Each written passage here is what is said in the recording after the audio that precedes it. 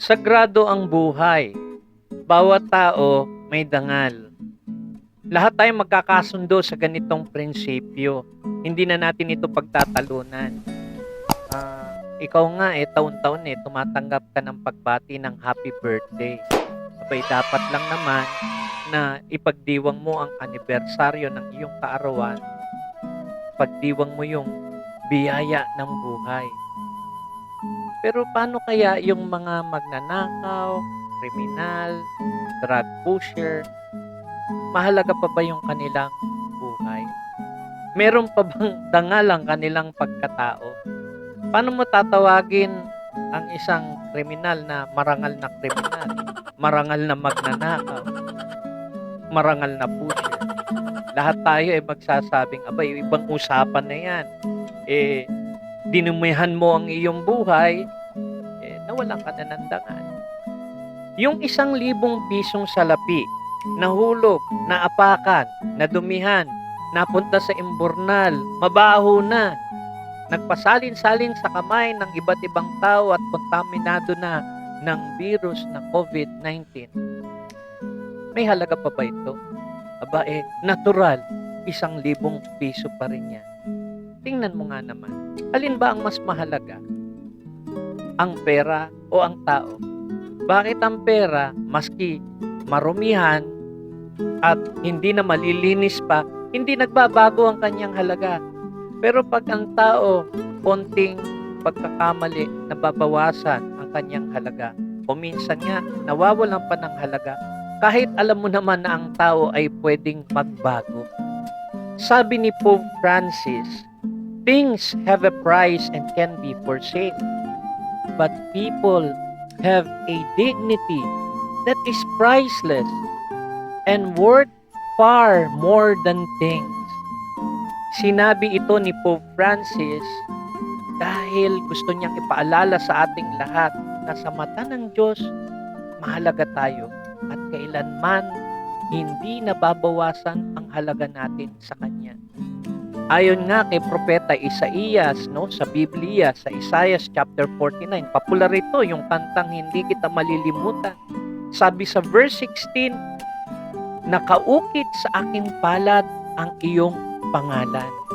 Ipinakikita dito yung makainang pagmamahal ng Diyos, the motherly love of God. Yung mukha ng Diyos bilang isang ina. Sabi nga ni Father John Lingad, isang pari ng Salesiano ng Don Bosco, isa siyang scripture scholar. Yung kanyang komentaryo doon sa Isaiah 49 verse 16, tingnan mo yung guhit mo sa iyong palad. Kailanman hindi ito mabubura. At ang sabi ng Panginoon, nakaukit sa aking palad ang iyong pangalan.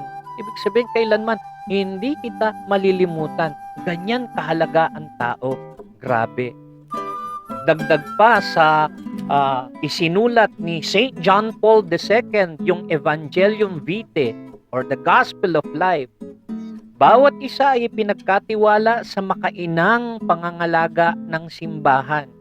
Kaya anumang banta sa buhay at dangal ng tao ay kinakailangan dama at apektado ang puso ng simbahan. Naalala ko yung isang sitwasyon na nangyari sa amin. Yung pamangkin ng asawa ko, na pamangkin ko na rin, syempre, pamangkin niya, talaga namang aliw na kinakalikot yung regalo ng kanyang boyfriend na nasa Amerika, isang bagong cellphone. Naku, inggit na inggit kami talaga sa kanya kasi sa lugar namin, siya lang yung kauna-unang nagkaroon ng ganun. Napakagandang 3310 Nokia, naka-backlight pa at merong larong snake. Lahat talaga ng mga tao pagka napapadaan, natitingnan yung kanyang cellphone. Minsan merong isang mamang hindi lang napatingin sa kanyang cellphone, hinablot pa at tinakbo. Nako, sumigaw yung pamangking ko ng pabulong sa takot.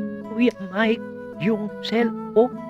Naku, yung kapatid ko naman, tinawag niya lahat ng mga kakilala niya. Harangin niyo yan, magnanakaw yan ng cellphone. Naku, agad-agad naharang yung tao sa takot ng tao, hindi mo malaman kung paano siya nakapasok sa ilalim ng isang kotse. Kaya talaga namang sinisilip siya ng mga tao at para siyang ahas na dahan-dahang inilalabas doon sa ilalim ng kotse. Paalala lang ng kapatid ko, ingatan niyo yung cellphone. Bagong-bago pa yan. 3310 Nokia. Talaga namang iningatan na wag magasgasan yung cellphone. Pero nung makuha na yung cellphone, sabi nila, bakit ka nagnanakaw? Naku, tapos inupakan sa mukha yung tao. Tapos eto na naman yung isa, magnanakaw ka, inupakan. Naku, lahat na lang ata ng tao, sasabihang magnanakaw siya pagkatapos may kakambal na suntok. Nung pinuntahan ko at nakita ko, talagang hindi mo na makilala ang mukha, parang nabura na. Nung dumating ang mga barangay, tinanong kung anong nangyari at sinabing nang hablot ng cellphone, inupakan rin ng mga tanod. Dinala sa pulis sa presinto. Pagdating sa desk officer, tinanong, bakit ganyan ang mukha niyan? Ang sabi ng mga barangay tanod, nagnakaw kasi ng cellphone, ng hablot. Naku, inupakan na naman ng pulis. Hanggang sa ipasok sa kulungan, yung mga preso naman sabi, mga pare, magnanakaw ng cellphone. Inupakan na naman nila yung magnanakaw. Maya-maya ng konti, meron dumating na isang babae. Sabi niya, meron po akong hinahanap. Payat po na matangkad. Sabi nung pulis, baka yun yung magnanakaw. Sabi ng nanay, hindi po, anak ko po yung hinahanap ko. Narinig ng nanay mula sa kulungan, may tumatawag na nanay. Halos 6 na buwan nakakulong yung kanyang anak. Nakaisang arraignment kami, 4 na hearing na puro reset. Alam nyo, tuwing hearing, makakatagpo namin at halos katabi pa namin yung nanay ng magnanakaw at lagi siyang nakikiusap. Baka po pwede niyong bigyan ng pagkakataon ang aking anak para magbago. Napakabata pa po niya para makulong. Alam niyo po, sa awa namin doon sa ina na laging nakikiusap at siguro napagod na rin kami kapupospon ng hearing. Gumawa po kami ng affidavit of desistance. Iniuurong na po namin yung kaso. Alam niyo po, nung inilabas sa kulungan yung anak, lumapit sa amin at nagpapasalamat. Hindi na mukha ng magnanakaw ang nakita namin, kundi mukha ng isang anak na kamukhang kamukha ang kanyang ina. Sa pasimula ng Biblia, sa aklat ng Genesis, sinasabi na ang tao ay nilikha na kawangis ng Diyos. Babae at lalaki, kawangis ng Diyos.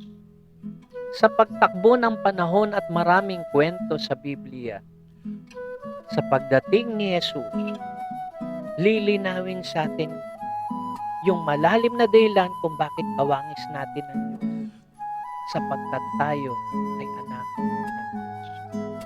Sabi nga sa first letter of John chapter 3, mula verses 1 to 2, see what love the Father has for us, that we should be called children of God. Madalas sinasabihan ng simbahan ng tagapagtanggol ng pusher, tagapagtanggol ng kriminal. Mali po. Ang simbahan ay isang ina na nagtatanggol sa dangal ng tao. Hindi sinasabi ng mga obispo at pari na huwag nang parusahan ang mga nagkasala sa batas. Dapat lang na panagutan nila ang kanilang mga ginawang pagkakamali. Meron silang pananagutan sa tao at sa batas. Pero pinaaalalahanan din tayo na mayroon rin tayong pananagutan sa Diyos. Sa Ebanghelyo ni San Juan, chapter 8, verse 1 to 11, ito yung kwento ng isang babae caught in the act, nangangalunya, adulterous woman. At ayon sa batas ni Moises, siya ay dapat mahatulan ng parusang kamatayan. She will be stoned to death. Pero anong sabi ni Jesus? Ang sino mang walang kasalanan ang siyang unang pumukol ng bato. At walang pumukol na bato. Walang puwang ang parusang kamatayan sa budhi ng isang sumusunod sa Panginoong Hesukristo. Si Kristo mismo ay biktima ng death penalty. Paano mo sasabihin pinapayagan sa Biblia ang death penalty? Ang ipinakita sa Biblia, ang batas na death penalty ay hindi makatao, ay hindi makadiyos. Huwag sana tayong malilito kapag ka naghahalo ang kasamaan at kabutihan ng isang tao. Ang tao ay tao pa rin. Merong dangal dahil siya ay kawangis ng Diyos. Ang sagradong buhay at dangal ng isang tao ay ang pundasyon ng Catholic social teaching. Pagpalain nawa tayo ng Diyos ng masagana, marangal. Ako po si Brother Roland, 50 taon ng Katolikong Pilipino, may masayang pamilya at alagad.